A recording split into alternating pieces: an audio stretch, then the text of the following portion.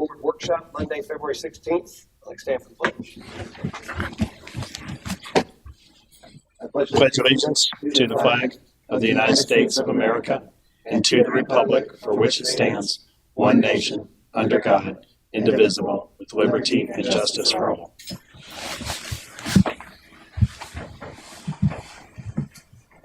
Madam Clerk, have a roll, please. Chairman John Eric Hoover. Here. Vice Chairman Chris Mayer. Here. Member Robert Hubbard. Here. Member Lisa Burke. Here. Member Christine Sullivan. Here. City Manager Don King. Here. Okay, first up is comments from the general public. I have no signups, and I don't appear to have any public. I don't think everybody online, so seeing no hands, I will come back to the board to move to comments from the city manager, and I'll pass to Mr. King for his comments. Comments that I have for tonight is, and this is to tie in everything that we're doing in reference to the incentive program. If you look at the policy, you'll see what we've developed, and Derek will go more detail as we discuss the policy here in a few moments. But one of the things I need you to take into consideration is that currently the way we have it set up right now, it goes back to the percentages and when the percentages are paid back. No real timeline on that. But I think one of the things you need to consider as we move forward, because this is a CRA funded program that it sunsets in 2032. So depending on what direction and what options that you are looking for, or direction or options that you want me to come back to the table on after the discussion, consider that either this is a 5-year program in totem, and then we make the most of it that we can with the incentive dollars that we have, or we look at how we will do this over a longer timeline based on what we want this program to be, how we want to incentivize, and then what risks we're willing to accept financially now that we'll own the majority of, well, almost all that funding and resourcing dollars after the sunset of the CRA. So that's just something to think about as we move forward on this, because what I don't want is for us to go into this blind and not understand that at some point, if it goes beyond 5 years, we will have a lion's share of the responsibility for this. But other than that, that's all I have. Yeah, we'll have more than lion's share. We'll have the entire share. Yes. So, on the CRA, before we jump into board business, are we looking at attempting to extend, or are we just fold up tent in 5 years? I've asked the city attorney. She thinks it's her opinion that we won't qualify for the extension. There's a lot of steps in between that, beyond just the board vote. We have to do another necessity finding, which required, and like I said before, the previous findings will not pass the muster of that finding. Talked about firefighter gear, talked about public facilities, all things that are no longer allowed for the CRA to touch. So, and her opinion also was that the current plan specifies that sunset date is going to be that January 2032. That was her opinion, that pretty much seals the deal. Okay, so it looks like, based on the attorney's opinion, that there is no path to, other than if we try to create another area, I guess, that was after that, or? Well, if we do extend it, it'd be extremely small area. I'm Right. thinking the inland portion of Quist, maybe Papaya, those truly would define an area of slum and blight. It's hard to kind of pass that definition on to homes with high value on the canals, which you have a lot of. So it's going to, even if we were able to, extend the CRA, it's going to be greatly reduced on the area. Yeah, and we've greatly reduced it anyway. Like I said, most of those waterfront homes are not involved with it anymore. So, okay, so something to keep in mind. Obviously, that's makes a big difference. Okay, moving on to board business. Item number 1, redevelopment incentives. Obviously, we had to get together here to talk about what we want to do for that from a policy perspective. Obviously, keep in mind with the CRA and when that sunsets. We do have the current development going on. It's looking for something to come out of this package to see what's available.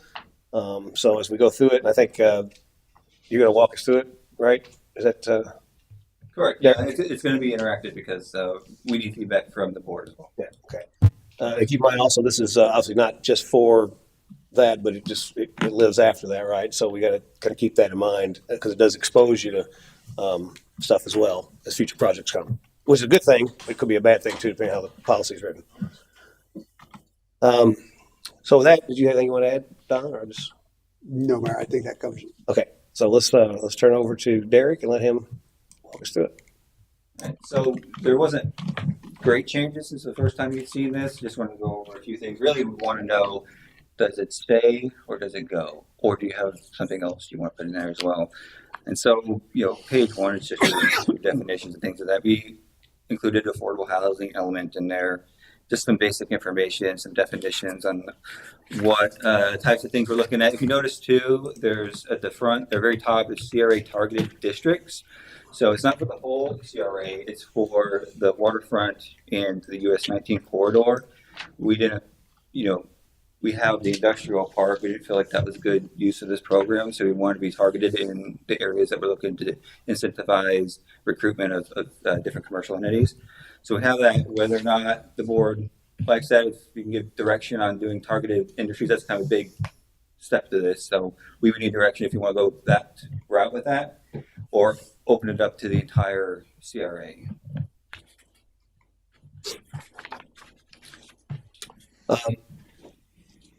If you could go into, just for everybody else that may not have had a chance to kind of let it all sink in or whatever. So the math behind all this, correct me if I'm wrong, I'll go ahead and explain. So the way it's currently written is you can get up to a 12% of the value of the property increase. Okay, that establishes your max amount of incentive. So if you have $100 increase in the value of the property, you can get up to $12 in incentive, is what it says. Okay, so that's the first part. Then the second part of that is how that incentive is paid, right? And so then this policy says that you can. Is it you start at 50%? Correct. So what you do is, you have your 12%, and unless we can afford to pay that all 1 year, obviously we wouldn't. So Right. How do we reimburse that? So you reimburse that with the base 50%. So half of that 12%, it's half of your annual, the property's annual payment to the TIF. How you figure that out is you got to take the county rate and the city rate, find out what their tax bill is just for the tax increment portion. So that's let me stop you there. So in the example we have in the policy, when I was reading through this, it didn't take in consideration the county portion. It needs to, because CRA has to treat both taxing authorities the same. Right, because it looked like in the numbers you were taking the 6.4. That was an example. This didn't break out. You can imagine that 6.4 would be a culmination of both taxing entities rates. That was just an example. It wasn't a real world. It's 7.44 for the county, 6.22 here. So you combine those together.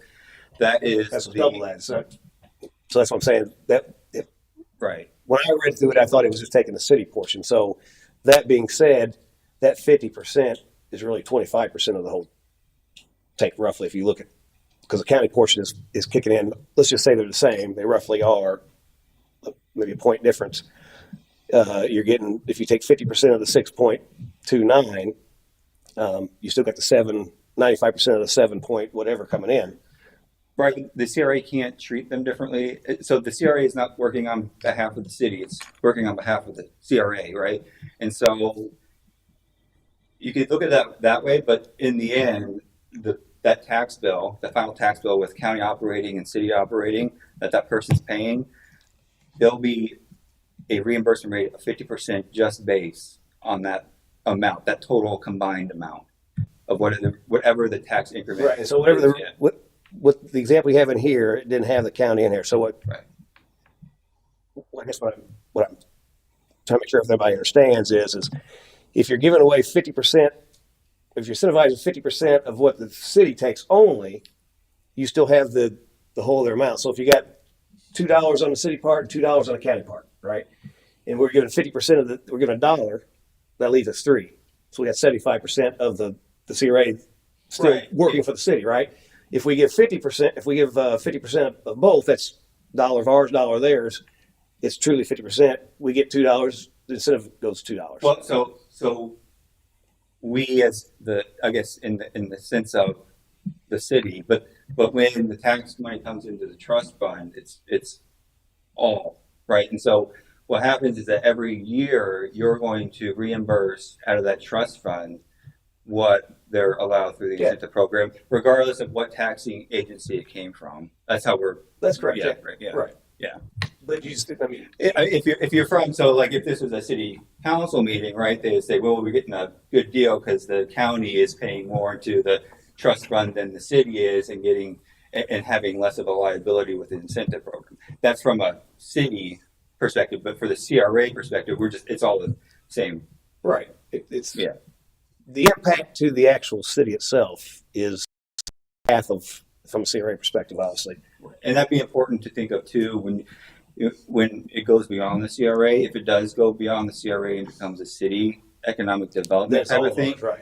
you're going to have, if you bring that agreement over, you're also agreeing to kind of the county portion as well. Yes. Yeah, right. So if it does go over to the city, you're essentially paying. You'll be paying. I guess you could, yeah, whatever that. It's 12%, right? But then you're going to add in what the county would have been contributing to, and that agreement carries over. And we could find ourselves into a very long term.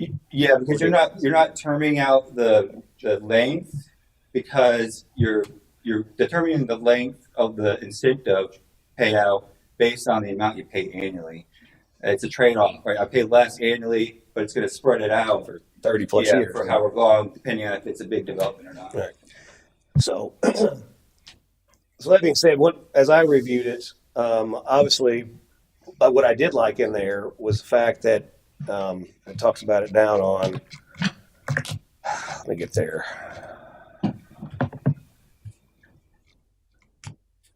Yeah, on page 9, under 7.2 key policies, the last one, CRA sunset, unpaid incentives may terminate, CRA is dissolved. City council may elect to assume agreements as discretion. So basically, once you fast forward 5-6 years from now, if it does actually terminate, then whatever incentives that they would have coming to them would no longer, we aren't bound to them, I guess. That's how we would write it up. We'd have to be very Yes. forward with the developer.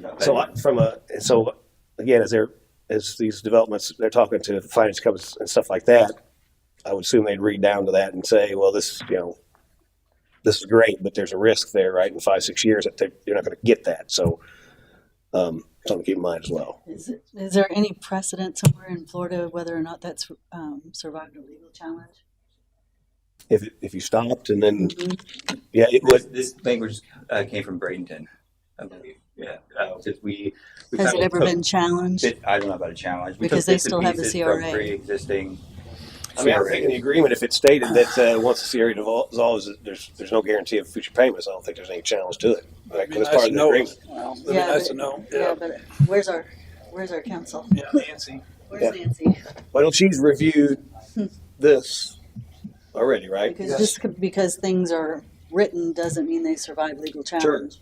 No, I think that's a question we definitely need to answer. If we do that, does that stick or not? Right. Yeah. And precedent, Mhm. case law. Mm-hmm. And it's one of the things we need to consider in the process of finalizing this piece of documentation on what language we want it to say and what our intent is with the entirety of this in the direction that we want to take. Because if we're looking at a sunsetting closing incentive, then we need to address it as such and have the language in there to protect the city. And then if we choose or we come up with an option that allows us to go beyond it, that's acceptable to the council as we move forward with it. And we need to codify that also in order to protect us as we move forward so that we don't expose ourselves to risk with regards to budget and funds that we have. So whereas this by itself as an incentive under CRA, it's great. And it provides good incentives to businesses that want to do business with us. But, what is that next step as we step out of sunset and we go into, let's say we take this beyond sunset, how do we want this to look while still being incentivizing, but where we reduce our risk? Yeah. So like I said, when I read through it first time, it looked like it was approaching just at the city's perspective, wasn't counting the counties. And so I guess my thought is while we are having the county contribute, we're able to pay out much more in incentive for that time. At the time, if we actually did sunset and that was it, that's great too, because then it takes us off the hook. But I think it makes more sense to structure it in a way that once the CRA was to sunset, then we would reduce down our pay. So basically we re-amortize that point, so we go only along. cover the city portion of that. What's that? Only cover the city portion of their tax rebate, right? Right. Well, all incentives should be based on what's available to the city as well. Mhm. You know, that's what it depends on. We may have more Mhm. at the sunset portion, and then, of course, we could change the addendum, but it depends what's available to the city. Pasco County does a CR incentive that's pretty cool. It's 25 years. Say they want a building, wants a new roof or windows or doors. The county pays for it. Say it's $30,000 worth of work. They do a reverse mortgage on the property as long as the person still owns the property, doesn't sell the property, and over the course of 30 years, it draws like $1,000 interest free from the debt. So in 30 years, they don't owe anybody anything as long as they continue to own the project and the building or that business. So they finance and they loan the money and then they get it all back plus interest.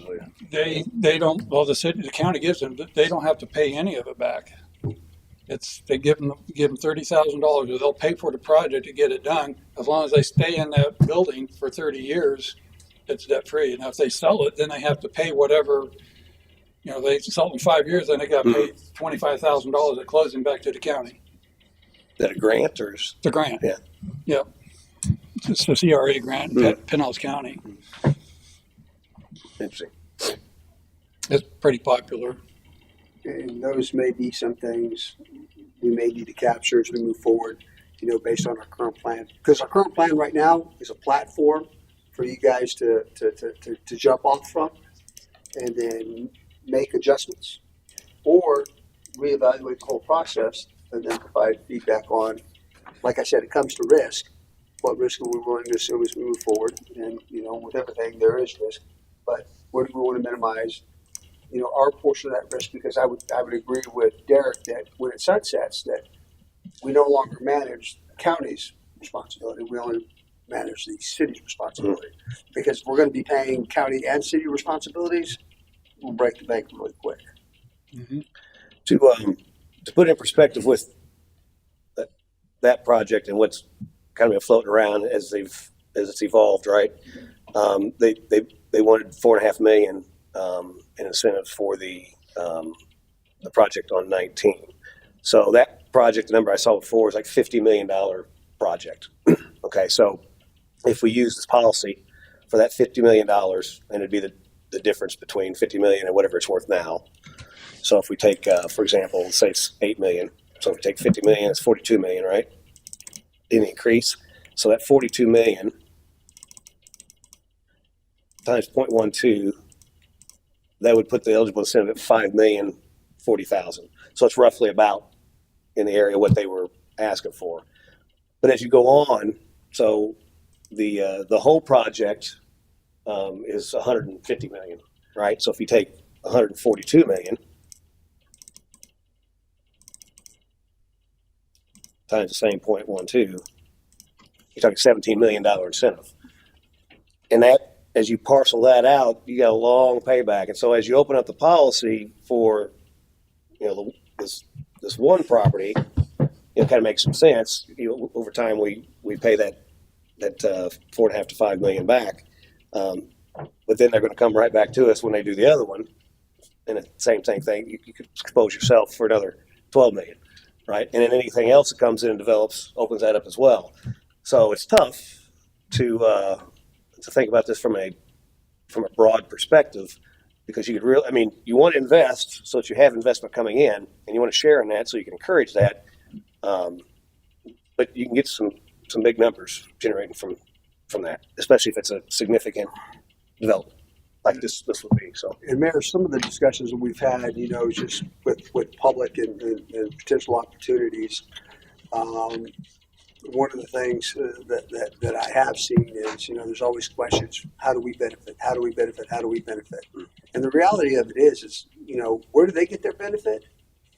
Once it's approved, he who takes advantage of it first is getting the longer term of that benefit, as opposed to those that wait, because they're going to limit, their actual opportunity of that. Because if you're the first one, you get 5 years, you're going to maximize your benefits. If you jump on a year 4, year 3, year 2, you're not going to get as much as the next guy. So when asked that question, well, how can you incentivize and help us? Well, I can help you by helping yourself getting into the program sooner than later, because that's where you're going to make your return on your investment, as opposed to waiting and delaying and asking for additional incentives that we as a city may not be able to provide, because of the cost to that product or that service may kind of make it a wash on what we're trying to do with the incentive program, because we find ourselves in a position where we're actually losing money trying to support something that's supposed to be a benefit of businesses that take advantage of it up front, and sooner better than later. I wonder if it would make sense to have a tiering percentage, whereas for your smaller scale projects, your percentage could be a little higher, but as you get to larger projects, maybe you scale it back and you reduce it. Maybe the 12 goes to 8 or something after it's reached a certain threshold. Again, I don't know how you construct it without leaving yourself open. And obviously, if you're paying back a relatively small amount comparatively, so let's say that we take and we instead of 50%, because actually the way the policy is written, we got 50% you start at, and then you can get on additional percentages by doing other things. So those increase don't increase your benefit, they increase your reimbursement rate. So you're still getting a maximum amount, it's just you're going to get it faster. right, which is positive for the developer, but negative for the city, because we're paying that back quicker. Yeah. Right. And we got to be very careful about that. We don't want to. What we don't do is have growth and not be able to service it, because we're in hock. All our money we use to service. Yeah. So by all means, with the CRAs here, if we go up to 50%, realistically, we're only subsidizing with county money at that point. We're going to keep our share in CRA, right? Well, again, it's not the city or the county share. CRA, it's neither or. It's the trust fund, right? So I understand, but right. we're putting something in, they're putting something in. So the city is putting something in, and the county something. Yes. right, it comes from somewhere, and it comes from the county. So right. Obviously, the city, if we give away half of that bucket, we'll give away half, and if you can look at it like it's the county money that we're subsidizing with. So once the CRA sunset, then we got to figure out what to do. So I'm all about obviously being able to do that with the CRA. It's going past that. Again, it's a very short runway. So something too, this is a reimbursement, so these incentives don't kick in until they get a CO and they're putting in the trust. Right. So you imagine if a project started right now, it takes a year or two to construct. If it's larger, really, you're getting about 3 years worth of that incentive through the CRA because of just the sunset date. And I think even,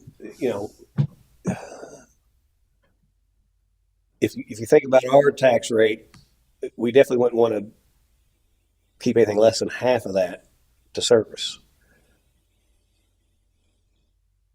So right, yeah, so I think I did 1.2 with the 6.22 was about $7,000 a year in that tax increment that the city, that's the total tax increment. So 12% of that, yeah, or sorry, 50% of that on the increment is what you'll be out as a reimbursement back into that. Yeah, and I go so far as to say I would think, maybe 10 years from now we're in a different financial position too.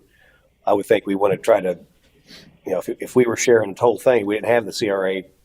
I would think we probably wouldn't go more than 25% or 30 or something like that. Not even 50 might be too much at that point. I'm thinking about competitiveness with other cities, right? That's what we're trying to do here. And so There's another portion on this. It's the cost of doing business portion. So your fees, your permitting fees, and your building fees, your impact fees. And so all the other agencies that are doing this, they pay for those fees at the time that they're going through the process, up to 50 or 75%, depends on the project. Here, the way this is written is it's reimbursed after the fact.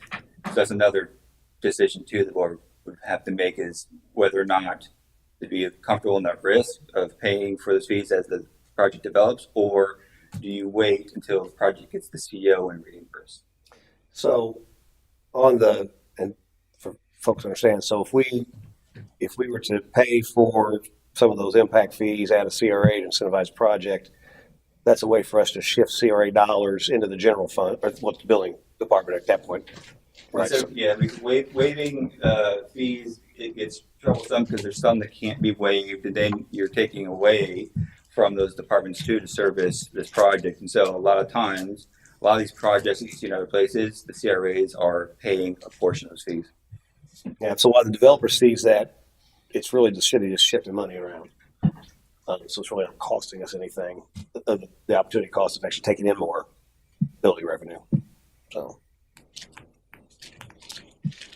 I will say, Mayor, one of the things that we kind of discussed, especially when I'm talking with Public Works, is that, there's certain areas that we would try to restrain ourselves from giving it permitting or cost savings for certain utility type stuff, because I will tell you from the city manager position is that I want those elements that are coming in to provide infrastructure that connects into the city. sure.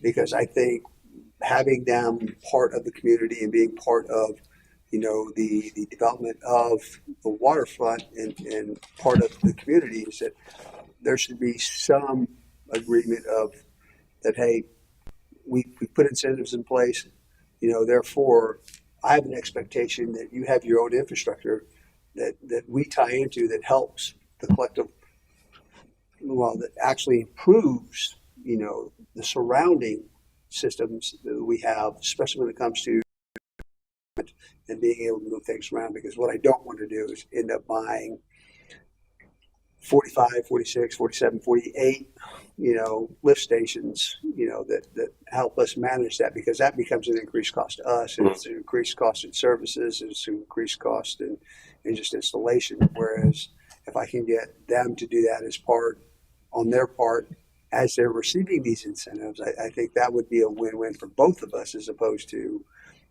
just giving them that and then giving them incentives. Because now I'm cutting my nose off at a certain point, with what we're investing into it. Because at some point, we got to look at to what extent or to what end do we really want to push those incentives to the point where now we put ourselves at risk.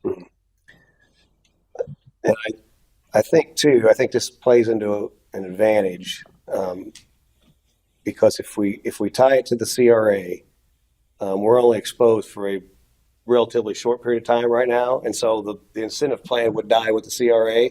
Now, over this next 5 years or whatever, we would have that, but again, you can see how long things take or whatever.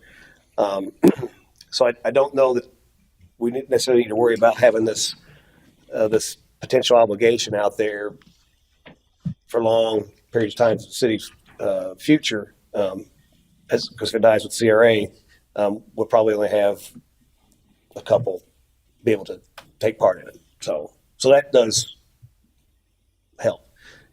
And I think it will incentivize, those prospects or those vendors out there that want to participate early, get on board early while the opportunity is there to help, develop, the larger product that we're looking at especially for the waterfront.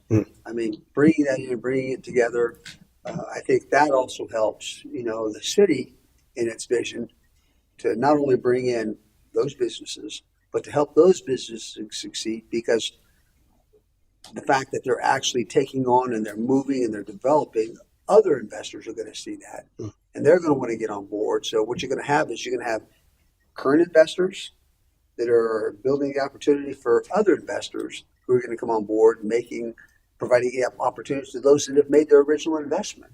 So you're looking at a system that, if put in place, right time, within the right window, with the right amount of incentives to get them started, that we could, start a chain reaction of just different companies and businesses getting online sooner and wanting to participate, so that what we actually have is we have a strategic plan that is now not a 20-year plan, now it's a 5-year plan, because it's built into a 5-year window. And in that aspect, we're actually starting to develop our waterfront faster with those things that we want in place. Eric.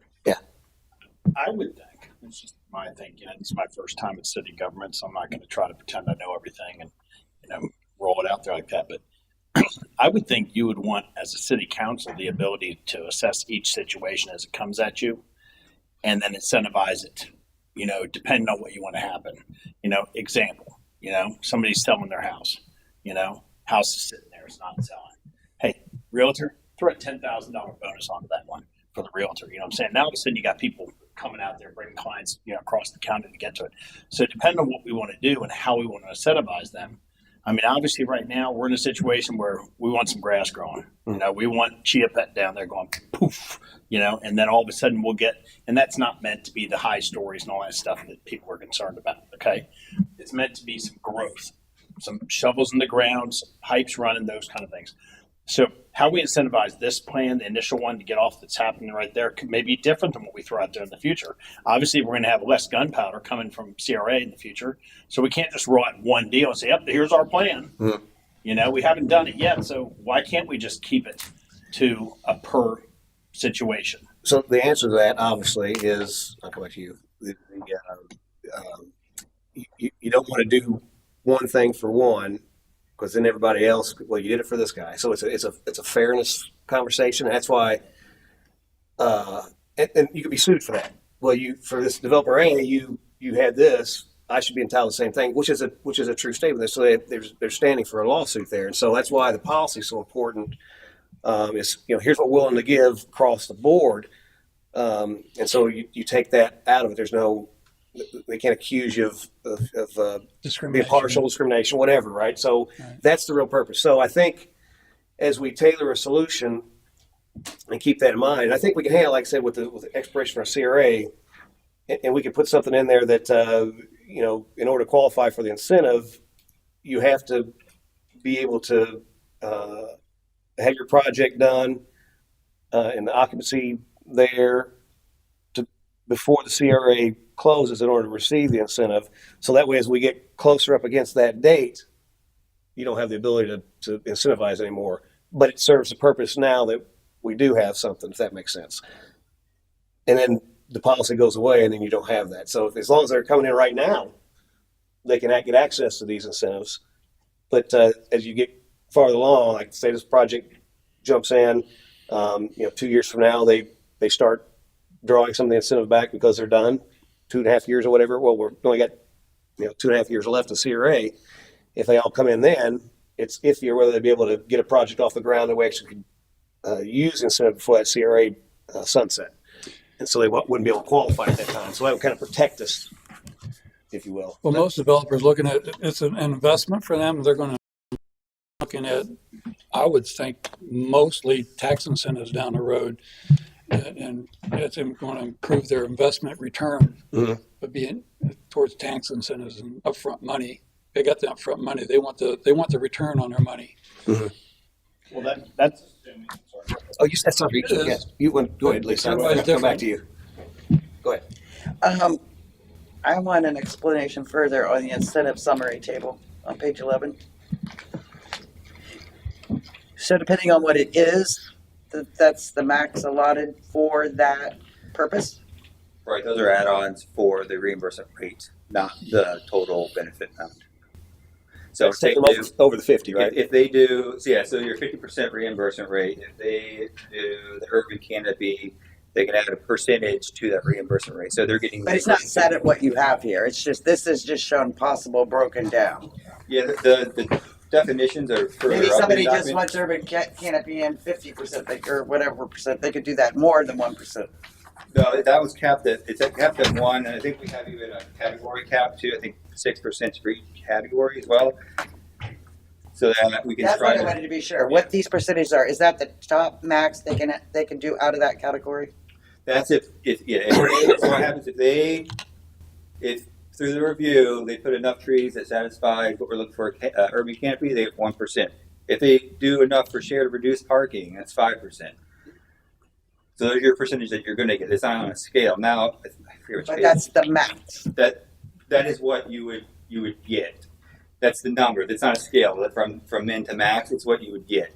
Now, I think we have written here, each subcategory, because each of them have a subcategory, is capped at 6% each, so that we can kind of spread the different categories out, so you're not just stuck into one particular category. Where did these percentages come from exactly? Like, is this all Bradenton? This one's all Bradenton. The upfront cost of business is from Newport Richey. What about similarly situated cities throughout Florida that are Little like teeny cities size, like us. There's not a whole like lot of size, those. like revenue? Big cities, small, they have two, but they're very small CRAs. There's not too many cities that completely CRA their whole city. It's hard to find that also have a program like We're this. just a much smaller footprint. We are so small. I'm afraid that this is and to too grab a large. Bradenton thing and put it in I know. here. I feel kinda- like this is Exactly. It's like too big shoe for doesn't fit the our foot. size. You know? That's the same thing we're dealing with, with the residential grant changes too. That came from Delray Beach. That CRA has 15 staff just for that CRA, and so we try to scale it the best we can, but we can only find certain examples and things. Mhm.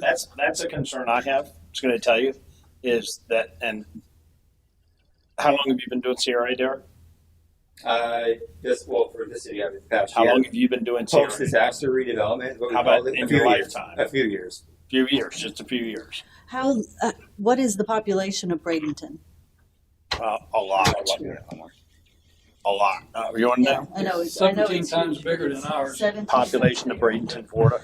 So They I got- can't see that we could commit to anything. Of 59,000 people. Yeah, I can't So- see that we could commit to anything of this We're not size for even a city this 1/10 small. of them. Right. Yeah. We're like less than the We 20th. got 20 of them. times the revenue too. If we were to start slicing this fractionally based on size, we would be looking at these numbers coming way, way down. Let me ask you this, Derek. Okay, and I'm just trying to understand. As I get to this, don't be offended by it. I'm just trying to understand. Is there any expert people in this field that they're trained and educated? I'm not picking on you. Understand at how to set these things up. Not just a guy who's got CRA Right. some experience, but somebody who says, "Hey, this is how you set them up, and it's done on this percentage, and blah blah," and it pulls it all. Is there anybody out there like that? There are some, private entities. A lot of times we refer to the Florida Redevelopment Association that helps us on a lot of these items. The issue is, CRAs are highly catered to their communities, and so you try to look and see what everybody else is doing. Like that 12%. That 12% came from what everybody else is doing who had a program. Newport's is 12.5. Others are 12%. So that's kind of like we try to work with what everybody else is doing to not reinvent the wheel. But really, it is up to the agency to pick. There's a lot of flexibility with CRA as long as you're working within your plan and state law. There's a lot of flexibility. So if you don't like 12, you can go lower. There's nothing saying that you can't. And that's something that the Port Richey CRA can do. I would definitely think lower. I just believe this is too risky, and also my concern is also that the risk analysis involved in all of this, case law studies. I mean, Nancy's not here now, but I think as we go through this process, this whole thing has to be reviewed by counsel each step of the way, and maybe not even our own counsel, but outside legal counsel that has familiarity with these things because of the increased risk to the city. It gets By- expensive. I know, we are talking, The we are, complexity. yeah, the complexity of this. Yeah, So it's above our pay grade. this I can isn't tell you right now, something we don't that understand what all guidance of us, is. with our different backgrounds can just come in here and pretend to have an understanding of what's going on. I know I'm overwhelmed by what is a non-conforming elimination. I don't know. What is a C-PACE? I don't know. What is micromobility? I don't know. These are each things that we have to look up each step of the way, and I believe we need professionals for this. As a matter of fact, I'm thinking if Don is familiar with these, that Don begin the process of reviewing all of this, coming up with numbers that would suit a city this size, breaking down some of these what's on the summary table to where it would be understandable to the rest of us, so we would understand what we're even meeting about.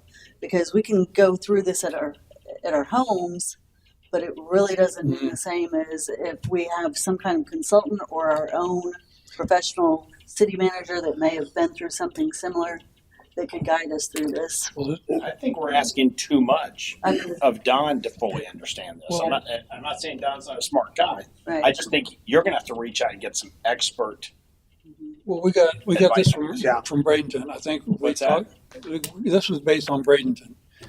And Pasco Newport County Richie. has two different, incentives. two different Newport Richie. entire And worlds. Newport Richie has incentives, and we can compile this and Newport Richie's incentives and Pasco County's. Maybe we can decipher it a little bit better, and with assistance from Pasco County, I think. I think part of this Cost work- us to get an expert in the I think field. part of this workshop too was to find out if you wanted any of those on the incentive table. Right. You can get rid of all of them if you wanted to. Only pick a couple. I want to do something that incentivizes people to come drop their money here. Mhm. But what I don't want to do is commit to something we don't understand, and then 6 years from now we're gone. They look back like, what in the world were they thinking? And all of a sudden we're like sucking wind. You And know? I absolutely want something to stop as soon as the entire train of incentivizing to stop with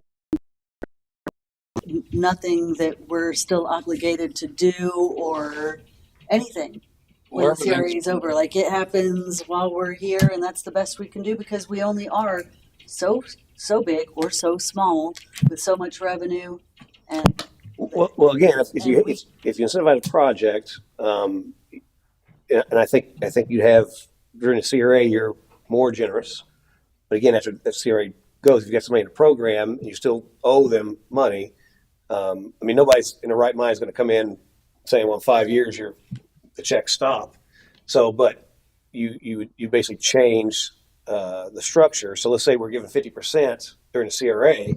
Well, when we come down to CRA expire, then we only service it with 25%. So we're keeping 75% of our money, but we're still servicing a little bit. It just takes the term out longer.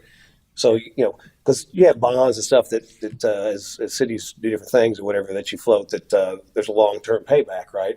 Eric, could you clarify one thing for me? Sure. When you say 75%, 20%, you're talking about tax reduction. Just taxes. So if you get $10 in tax, Yes. right? Okay. So we're servicing $5, $5 of cities, $5 of the counties. All right. So we're giving $5 towards whatever that total incentive is, right? And when CRA ends, we don't get still that. give our 5. If we give our 5, we won't get anything, right?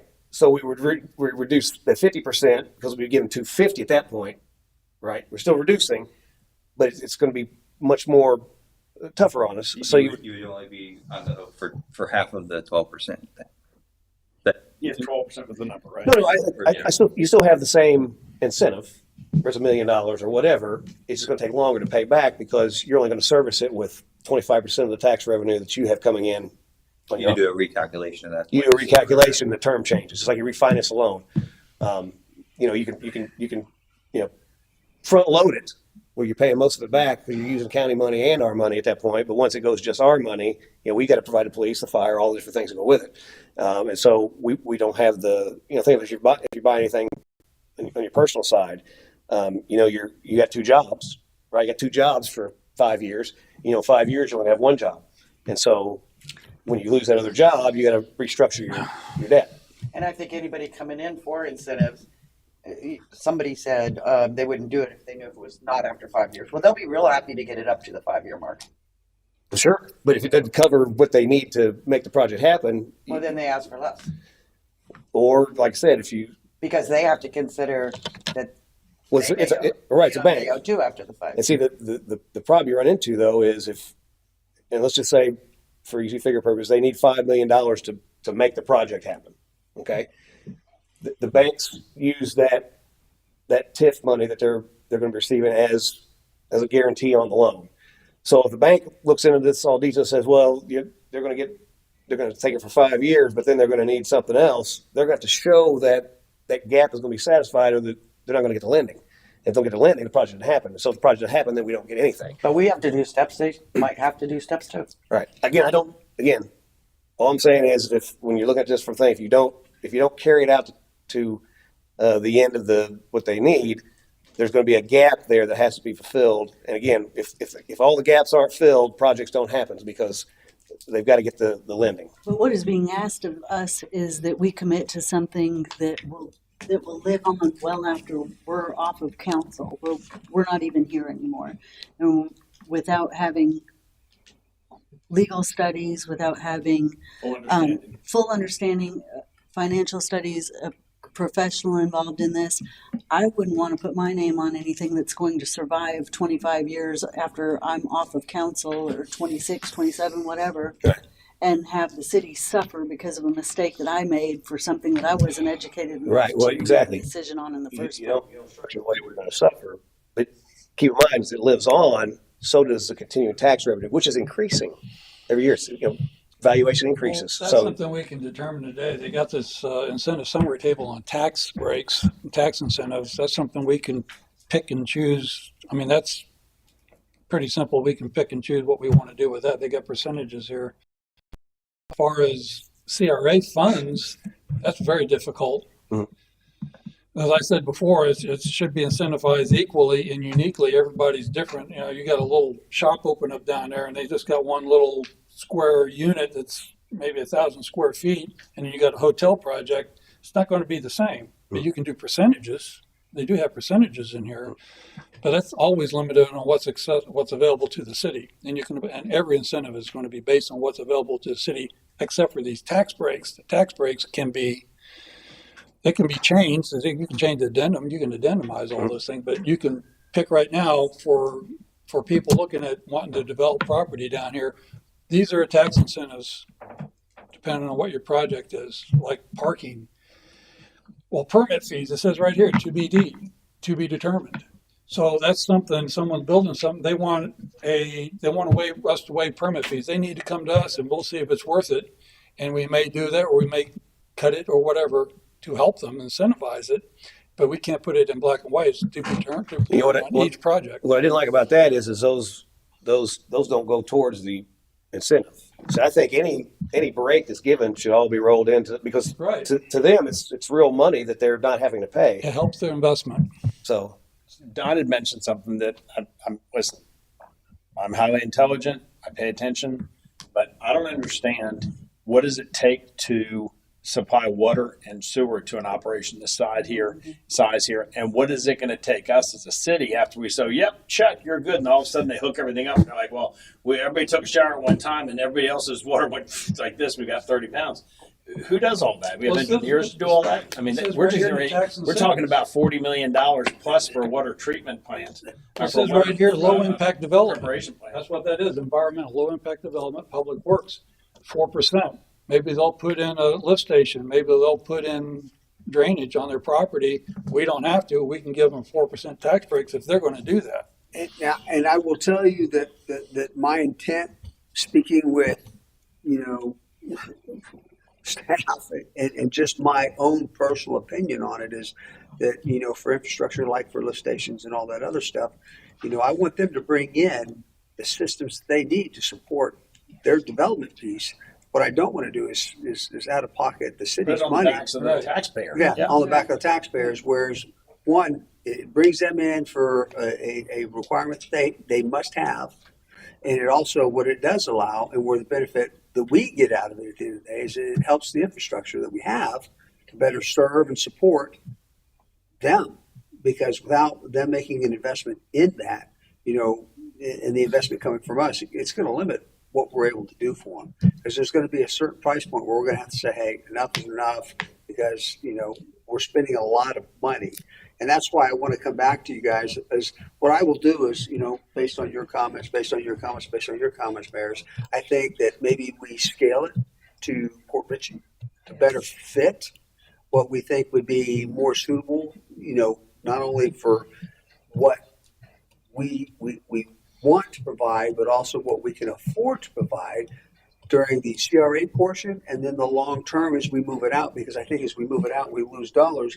I think, we need to take an assessment and look at what can we afford to provide that provides us the least amount of risk, but keeps the incentive program moving forward.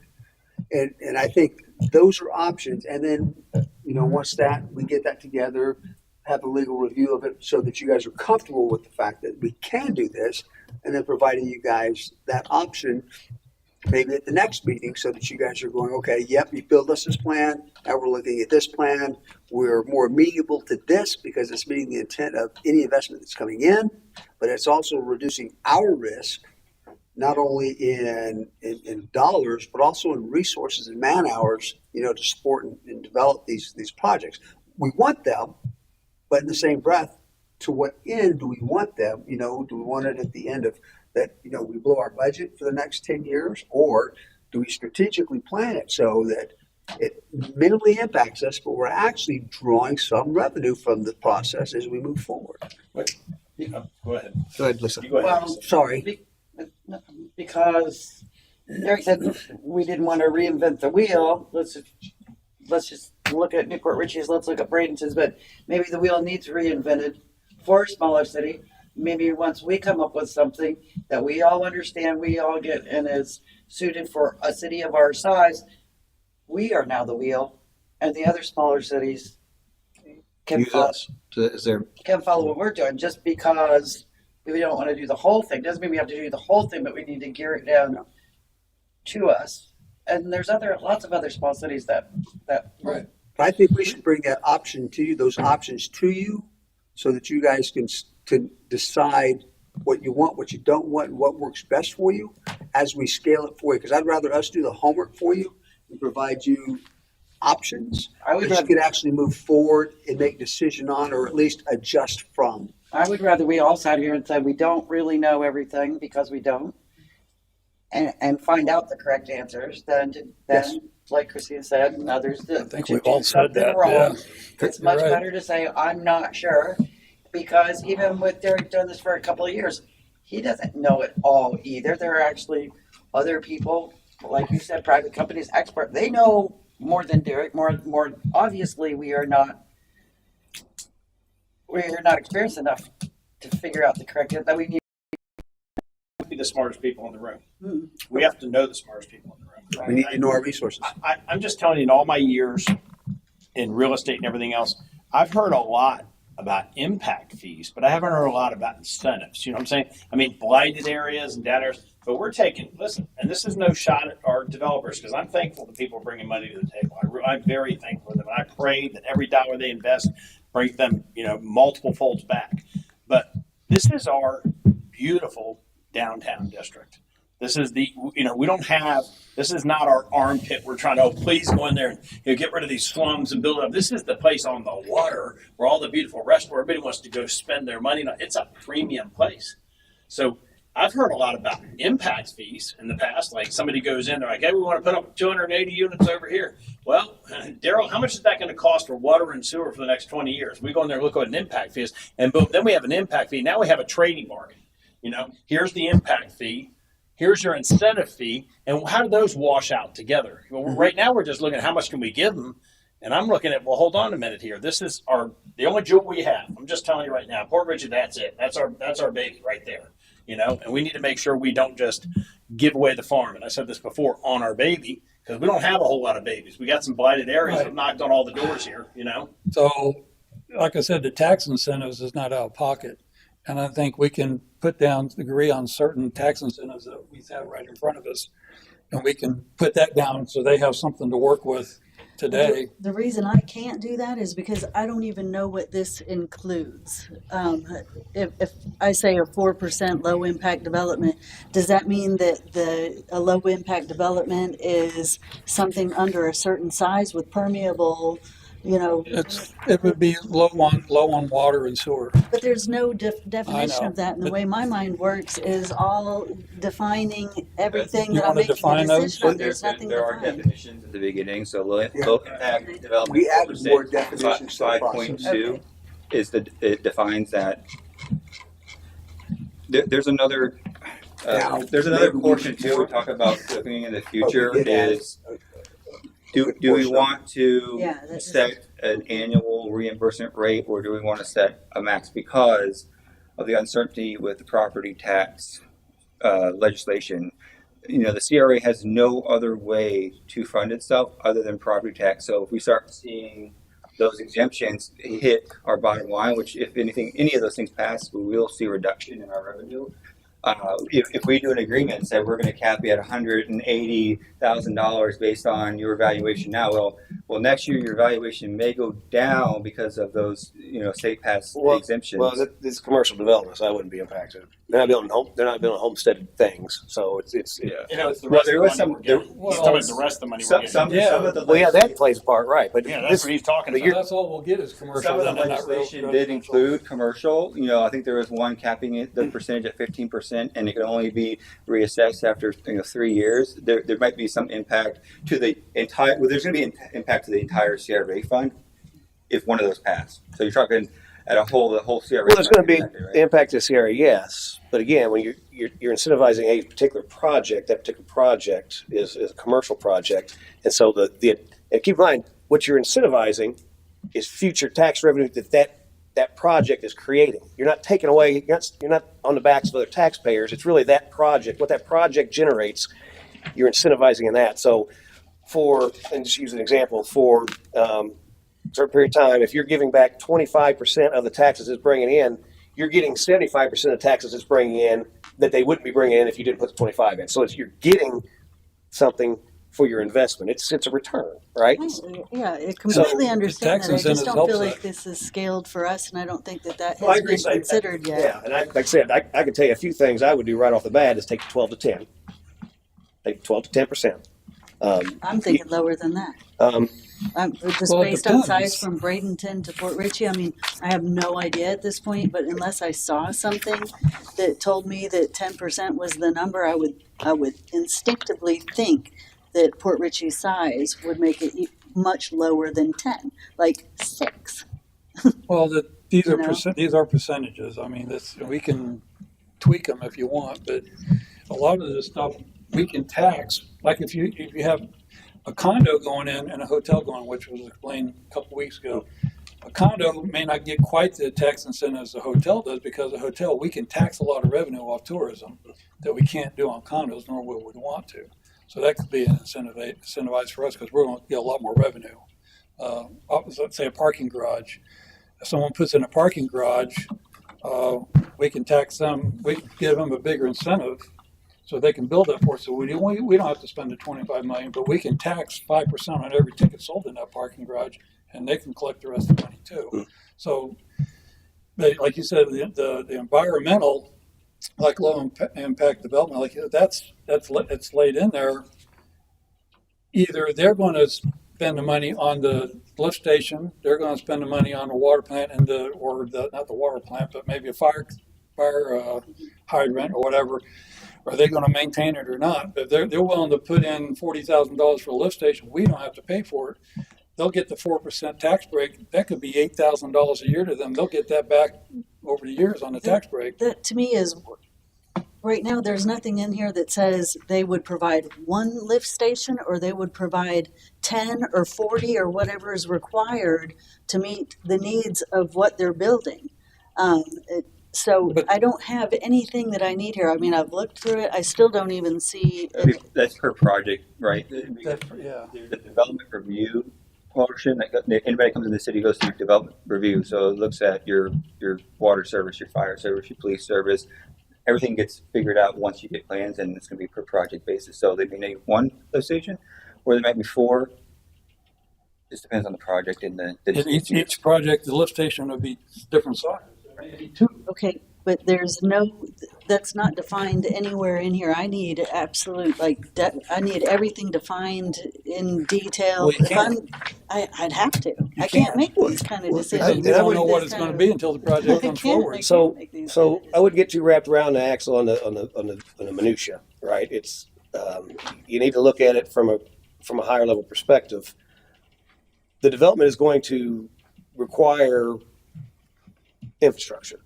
Okay, so whatever it needs, it's going to have. Mhm. That's outside of any. It's not some of that through planning and zoning. Right. So all that stuff's going to be worked out. Okay, so all you're looking at is from, okay, if I want some kind of development to come in, am I willing to put a little skin in the game to make sure it happens? Knowing the fact that if you don't, it may not happen and you remain stagnant. No, there's no growth at all. So again, all the little details are going to be worked out. You don't need to know how many lift stations. If they need 2 or 3, they're going to have 2 or 3, and they're going to pay for them, right? What they're looking for, or whoever any developer is going to be looking for, is if I'll use an example here that near and dear all is parking, right? So if you look at shared and reduced parking plus 5%, and you can even look at that to provide some public parking or whatever. If they're willing to develop something, they're going to provide some public parking, and there's getting a certain percentage toward that incentive because it helps the city. So we're in a sense we're incentivizing that because we're going to get something out of it, right? Same thing when you start non-conforming use legalization. Whiskey River, for example, over there, I believe is non-conforming use. Veronica's not here, but that's a residential area. You got a commercial restaurant, right? So it's a non-conforming use. So if somebody comes in there, purchases all that, and they're basically put that back to residential the way it's supposed to be, it gets rid of the non-conforming use. So that's why they're getting incentivized there. And again, that's why you do that. But wouldn't we want to know certain things before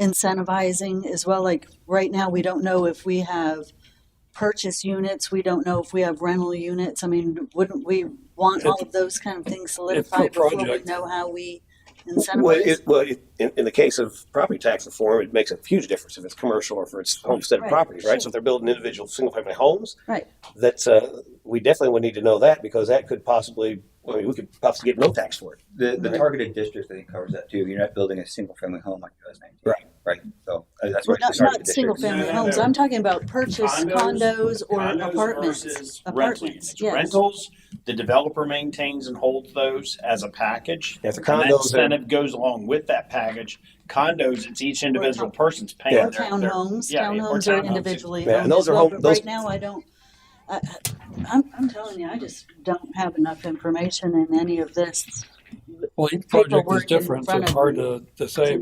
to know any. It's percentages. It Right. depends on how big the project. Small project is going to be the same percentage. Well, I think the one thing we all agree on is it needs to be more Right. geared to the size of our city. I think we all agree on It's that like, one it's like thing. when you're in college and you need money from grandma. Well, somebody's grandma is going to have a lot of money, and another person's grandma is not going to have as much money, and not everybody's going to be the same. So that's Bradenton and Port Richey. Yeah. Our grandma doesn't have that much money. We've got to consider Or what the funds are available. and so you can limit the policy to commercial development. So to take away any property tax reform risk, you basically state that in there, and then you're good. so condos are, If it was a condo, that's not commercial. Yeah. If they're rental condos, it is. But if it's well, individual purchase condos like they have back in Sand Pebble, I think those are individual owned and those are homestead and all that. Those would reduce taxes based on property tax reform. But they're rentals, and the whole building was one entity. And I'll give you an example is of Villa Bay down there. Those are all rental units, and it's all one owner, and that's our largest. It was, I don't know if there's any more, but it was our largest taxpayer in the city because it's a commercial property. right. So you limit the incentive of commercial, so you don't have to worry about property tax reform. That's definitely key. As far as that's comparison to Braden and all that, it's somewhat relative.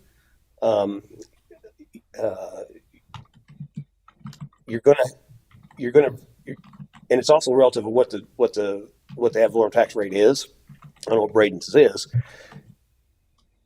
But you need to think, again, think about it from the aspect of how much investment is the city willing to do to get that return back and growth and whatnot. And keep in mind too that once something starts, other things will follow, and so you're going to continue to reap on that investment because you're starting to unblight the area. That's all you revitalize. Look at downtown Newport Richey, what they've done. It's booming. They make key investments in certain properties to kickstart that, and then the whole area benefited from it. It's where it is today, right? And they're continuing to invest in it, like Railroad Square. Can we get with Newport Richey and see exactly how they decided? Well, their policy baked into this. It is, and But can we get with them and find out how they developed it and what they looked at in order to determine their policy? Sure. they do tax increment projections as well. So they'll take each project. Currently, Villa del Sol is one a new one they just did. So it projects out tax increment. They take a small loss in the beginning, the CRA does, but they make up quite a bit in the end. They also included the developer, paying for some public infrastructure and then reimbursing the developer for that. They added a few other things in there. They do more. They'll do construction, some upgrades to the public realm in front of the development too. We didn't add that in there, but they do a couple other different things as well.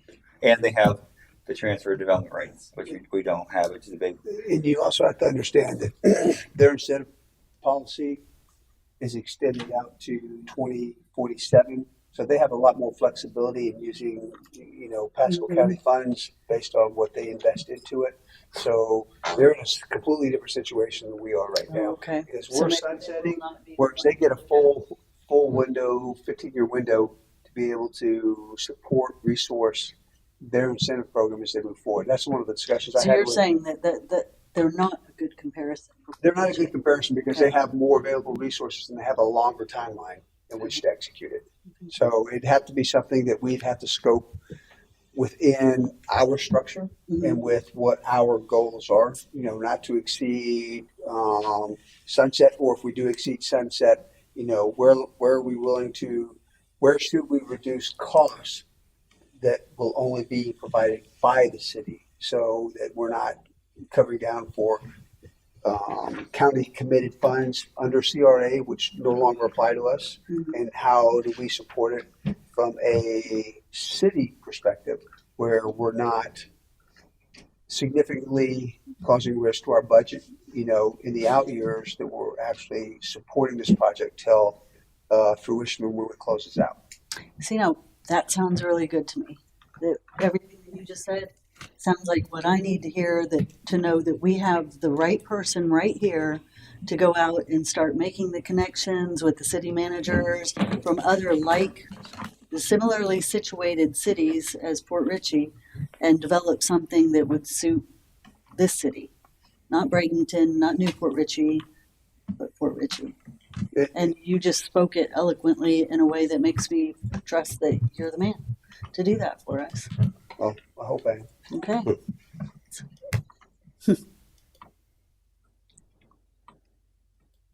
Chris.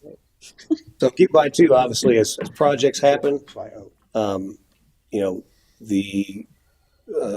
what's the saying? The rising tide lifts all boats, right? So you're going to, as something redevelops, your property values are going to increase all around it.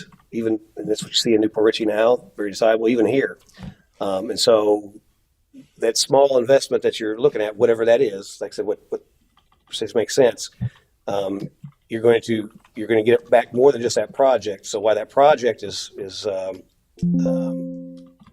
not paying their full share because they're getting some portion back in the taxes that their increases providing, you're getting more in from other places because the area is rising in value as well. Oh, it's not at all that I don't want to incentivize. I just want to do it In the right way. correctly. Yeah. In a way You don't want to put yourself. that doesn't injure the city long term, after we're gone. Mhm. They're looking back going, and I just don't feel like, based on what I have in front of me here today, that I'm even prepared to discuss it until Don goes and does what he needs to do to present us something that looks like it's viable for Port Richey. And really what we need to see, and Yeah. so I was hoping to have some real numbers to go off of, is Yeah. So when we have a development of, let's say, X valuation, let's say $150 million development, you know, and we figure our millage rate is 6.29, and we bring in X amount of dollars of that, right? How much of that do we actually need to service that property? Do we need all of it? Do we need, if we need more than that, then we actually need to look at raising tax rates, right? Can we get by on 75% of it so we don't necessarily need that 25%? I mean, obviously it's going to be accretive. So service definition, you're talking about police, fire, or you're talking about utilities? Just in general, right? Well, the CRA Everything. cannot- the CRA What's is the not gonna cost cover- to the city Right. All of it, to service Yeah. that development? So again, if we find that we only need half of it, well then that's great. We can give half of it away to service that. We have it, and then once that's done, then you get the whole amount. Once it's Well, the those TIF funds service. aren't used for police and fire, wages, right? And so the TIF's going to keep those. Yeah. Because until such time it comes out of the CRA, right? And so that's when the city can use those funds to then service, that development for police, fire, and Yeah. other personnel. So from a police, fire, public safety perspective, I would venture to say that we could handle a little more growth and not have to grow police and fire. So that's where the benefit comes in. I don't know that it's we build this development and I don't know what our numbers is, residents per officer, however that works out or whatever, but if we can service it with what we already have, or we don't have to, maybe we add a cop and a fire, whatever it works out to. I'm pretty sure at the end of the day you're going to see that we're going to get more out of it than we're going to outlay in services. You're just saying we need to understand. We need to understand those numbers. It's a math problem. Right. Everything boils down to Christine said the same thing. We just have to understand it before we Right. start making.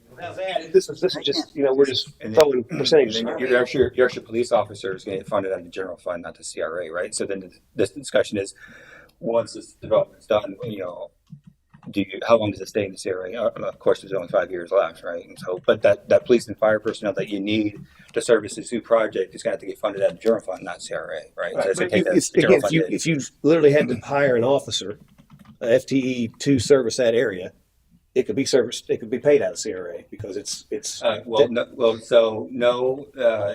definition is written definition for the police. For fire, it's absolutely no, absolutely not. Police, it's innovative community policing, and therefore that officer can only work in the CRA, and it has to be for an innovative, like like the cops program or something like that. It's very strict on personnel. That's what I'm saying. If we had to have You got an example? if you had an officer that had to stay at that development and work the desk or whatever, he could be funded out of that CRA because it's dedicated. Well, yeah, they just couldn't go respond outside of that. That's correct. They're dedicated to that, and so Well, that project development, either they would hire their own security. bad example, but I'm just saying. Well, it is a good example. I mean, if they could either hire, if we have to furnish it, then they don't get it. If they furnish their own security, then they could get an incentive for doing that because it wouldn't cost us anything. So Right. we could incentivize them to do that. Yeah, I'm just thinking Save us money and with the residents, the commercial and all that. I use Walmart as an example. Most of our crime happens at Walmart. We got officers there all the time, right? I'll come back to you in just a second. So we could probably post an officer at Walmart 24/7, and they just stay there and handle all that. I mean, it just depends on pretty much do. what they need. But If we're using Walmart as a specific example, Walmart's no longer in the CRA, so it's free. You can do whatever you want there. So, again, in the context of CRA, but I'm saying there's places that you need that presence all the time, and so we could probably set somebody on 19 running traffic all day long. That's just they're dedicated to traffic on there, right? So I think there's ways that if we do need to bring on certain staff, if they're dedicated to that, because like I said, it's a large development, so that it's not to say that you wouldn't need that dedication there. Lisa, Jenna, Are we, I mean, I understand we sunset in 5 years, but are we under any other timing constraints to put this together? Or either legally or just what you were looking for? I right now have everything budgeted out to 2031. So 2032, which is actually the sunset date, it's going to be a little interesting. At that point, we need to have a sunset plan we'll have together, right? By when? So 2032 is the last day, January. It was kind of a weird time of the year to start a CRA, but it's because it doesn't fall within a fiscal year. But what happens is we don't get so the city pays us and the county pays us by January 1st. Well, then a week later we're done, right? And so we're going to figure out, that's going to be a situation where we have to reimburse. We'll get it, and then we have to instantly reimburse it back to the tax authorities or pay off a bond if we happen to have a bond at that point. Now, that's going to be a little bit of a weird year. But coming up with the plan, are we under any time constraints with that, or are you trying to get it done by a certain time? Well, so what's going to be the best, because when you create a plan, you have to budget for it, right? For example, Newport Richie's budget right now, they have $1.9 million for incentives, another line for 245. So they budget it. You're supposed to budget everything you do in CRA. If we do this, if we want to do this before the budgeting process, it's going to be complicated. If we can roll this into the regular budgeting process coming up here really soon and then implement it on October 1st, it's going to be much easier. We're going to have to do a bunch of other votes if we want to do it before then, because you got to update your CIP, because you got to take it from somewhere, right? Everything is assigned in your CIP. You're going to have to take it from somewhere. You got to readdress your CIP, readdress your budget as well. So if you're interested, do it during budget. That'd be the best, yeah. So we're looking at coming up with a plan before then. Well, the whole behind the plan to pay for the plan and all that needs to be done then, but the actual policy That's we what don't I'm want to asking. wait. We don't want to wait till then, because then once you finish all that, you're already through budget. So we need to figure out, what I we didn't know if want. legally there was anything, or if he just had We a don't have to do timeframe. this at all. There's no. Right, or he had a time frame or whatever. If you get a policy together, we'll have an idea of how to budget. We'll have you all set that budget, right? You have to set what budget you want. Right. Based on what you're going to provide, we'll have to do some estimation, and then that will be part of the budget that's presented to you. So, and this is not something we have to do. But I didn't know if we were going to do it if there was timing, Yeah, right. whether legally or on his. Yeah, well, whatever we do has to be incorporated into the budgeting process. So basically, before budget, it would have to be.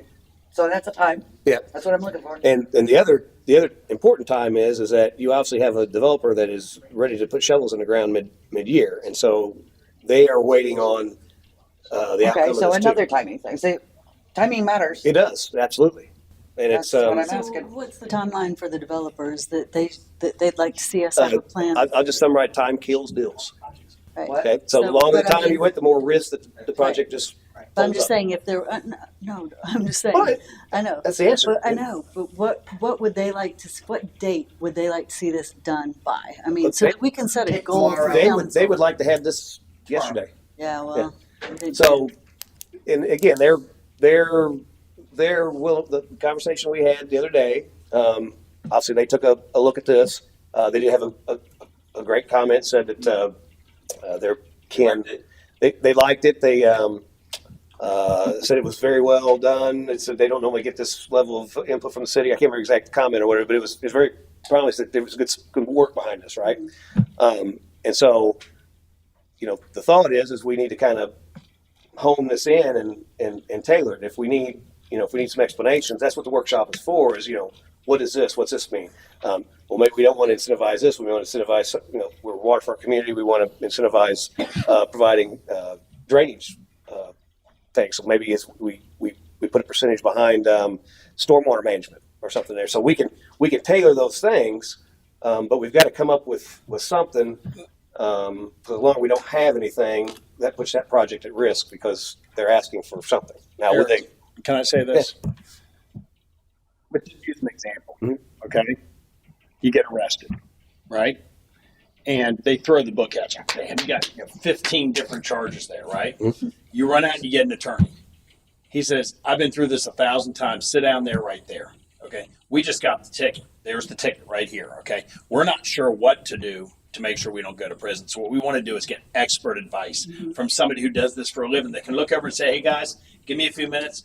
I've already reviewed all this. I've seen the people who are doing this. Here's what you should do as a small city your size, pop, pop, pop, pop, pop, like this. And then we're like, you know what? I feel good about that. Are you going to keep us out of jail? Yep, we're going to, and then we can go. That's what we need right now. Yeah, I'd ask for We don't a really- consultant engagement 6 months ago. We need that right now. What are you lawyering up there, Chris?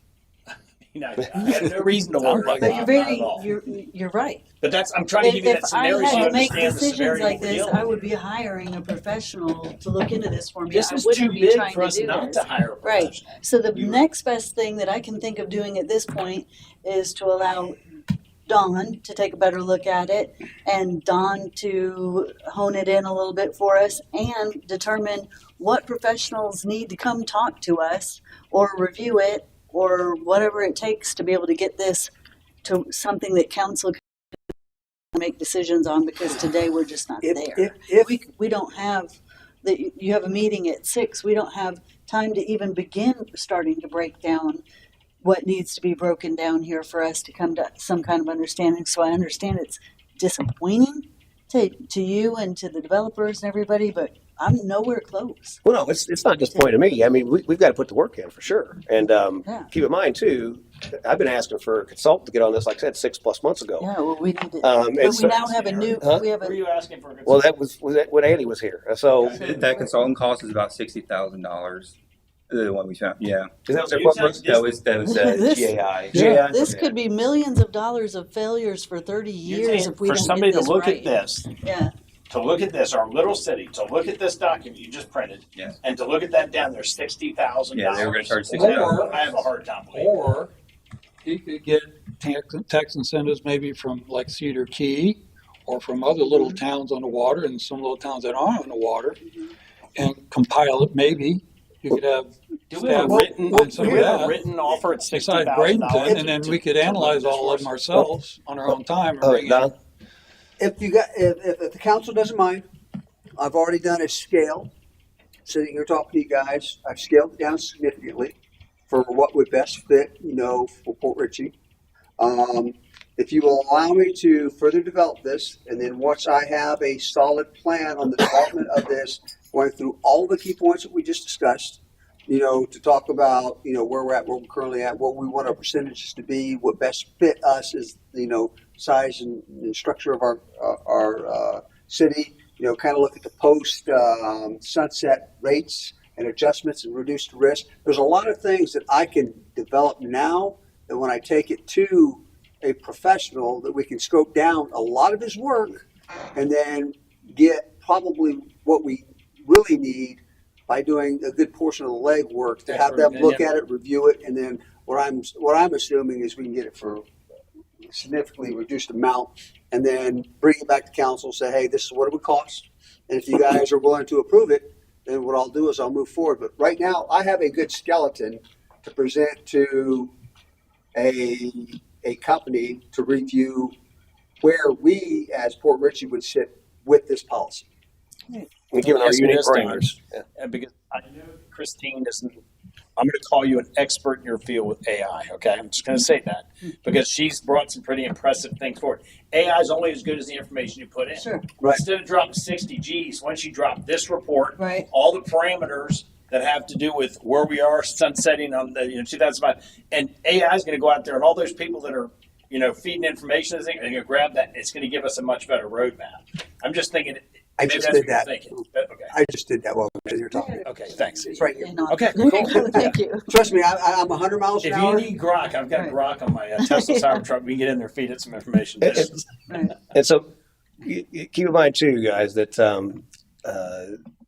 as we were having those conversations about consultant and all that, Nancy, so the Bradenton one, the reason Bradenton was brought in the first place is that, and I forget, there's their staff or something, experts in this. So what they put together is it's really been vetted and is really good. And again, it's a solid program. It's all right.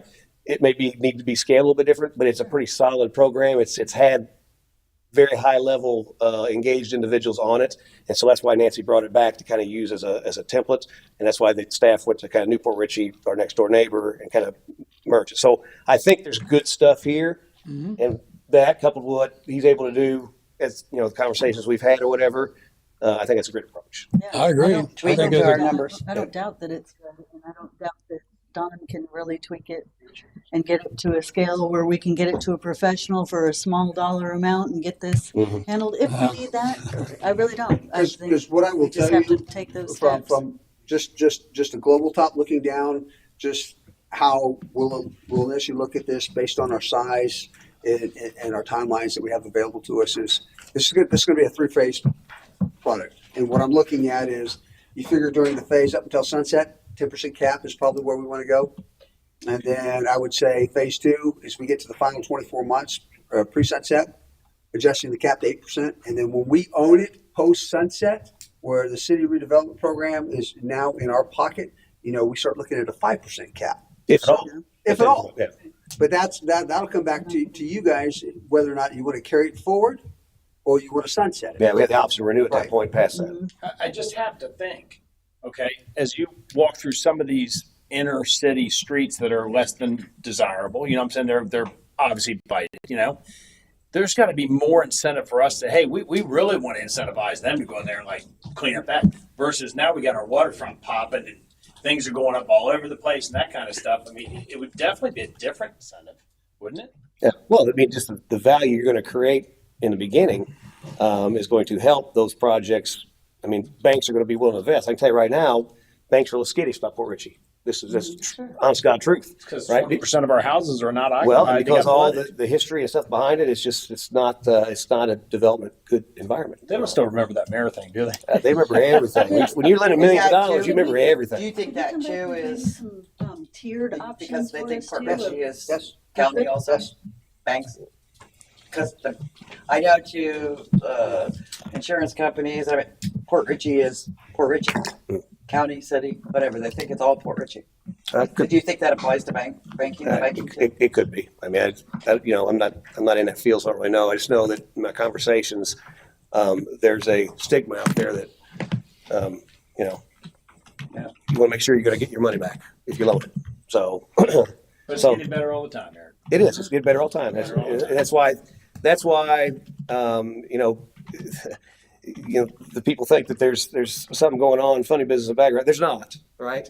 The reason I'm so excited about this is transformational for the city, and it can unlock the value that we've had for many, many years. And if we falter this, it's just going to be another example. Experiment. This is another example that they can't get anything done.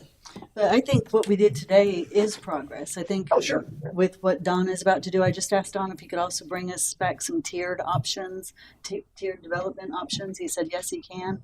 So I think once he goes and does everything that he's going to do, this meeting will have been very successful. Mhm. Absolutely. It gives direction to what We we're didn't doing. have to nitpick through it, but we guided our city manager, whom we all hired. If we to- just all rubber stamped and said, yep. Sure. I mean, that'll fire all of us then. We're not They really doing our should, jobs. Yeah. But I think this was a great discussion to have based on a starting point Yep. from a successful current CRA policy that's out there. But most importantly, is us tailoring it to what Port Richey needs Mhm. and what best supports, our strategy moving forward. And I think you guys have made great comments, provided great feedback. And what I will do is I will take that and hopefully in the next 2 or 3 days, I'll push out some food for thought information. And if you guys give me feedback, then what I'll do is I'll tighten up what I need to do, and then maybe the next meeting, kind of give you the one over with Derek and say, hey, this is where we're at for Port Richey. And if you guys are comfortable, I can go to somebody and say, okay, now that we're where we need to be, develop us our CRA incentive policy based on one, either do me two. Do me one that sunsets, and then do me one that goes beyond sunset, and then I'll give them kind of parameters. Let's make it a 15-year window. Let's not put it in perpetuity where it goes on forever. Let's kind of give it a timeline that we can work with, because that timeline will help us, and it'll also help us with resource management and resource recovery. And a legal review of Legal the review, options, absolutely. of the two options. Yeah, absolutely. But let me, Guidance, which one would yeah, be and better I will for the provide city? I'll provide you the options for review, and then what I will do is I'll give you notes, legal review notes on each one of the options and how they impact, what they may impact, and then kind of what is the best option scenario out of the legal, based on all the information, based on the current state of Port Richey and where we should be, to include where we want incentives for buildings and people want, well, I want to say investors coming in and being able to provide them the incentive to start laying the groundwork for projects that'll benefit, Port Richey and the waterfront district. Yeah. And we can make it as broad as, hey, this applies great to the waterfront, but it also will apply Exactly. across Yeah. all of Port Richey zone. Grand Boulevard, all Right, places. to help, those projects, in their development of the process. But I think what's going to be really important to this is sooner we get it done, the sooner we get it on the table, because it's going to come down to time. He who participates in this sooner will benefit, more from it. Whereas those that delay, it's going to be, it's going to be a delay process. It's going to be less benefit, less incentive from it. And hopefully this will spawn some creativity and some energy with actual, investors that are out there that want to do it. Maybe this will be the push point to where, hey, if I get on this now, I'm actually going to get incentivized for the projects that I'm going to do, as opposed to waiting till later. Because if we wait till later, eventually there's not going to be an incentive for them to be able to receive, any incentive for the projects they're actually doing. So sooner better than later. Like the question we've got, what would be the incentive of me doing this? What incentives are you offering? Well, I'm offering you the first chance to be the first person to get on board and take advantage of the full time period. Whereas if you don't get on board now, and you get on board later, 6 months, a year later, you're losing opportunity, you're losing, investment or incentive. Mm-hmm. And especially when you bring it back, like I said, bring some real numbers that we can look at and visualize how that actually plays out in an investment. Okay. And obviously, I'll close with this. I'm glad we're all together talking about this. Without us doing some kind of incentivizing to make that vibrant waterfront happen, the vibrant waterfront is just not going to just be there one day. It's going to take the effort of the city working with investors to develop that area into something that the residents be proud of. And so, we need to definitely look long and hard at this as we go forward to try to put something together that makes sense, is fiscally responsible, and creates the vision that the city's long had. So, anything else? Comments? All right, motion to adjourn? Yes. Yeah, motion to adjourn. Second? All right, motion second, all in favor, signify by saying aye. Aye. Aye.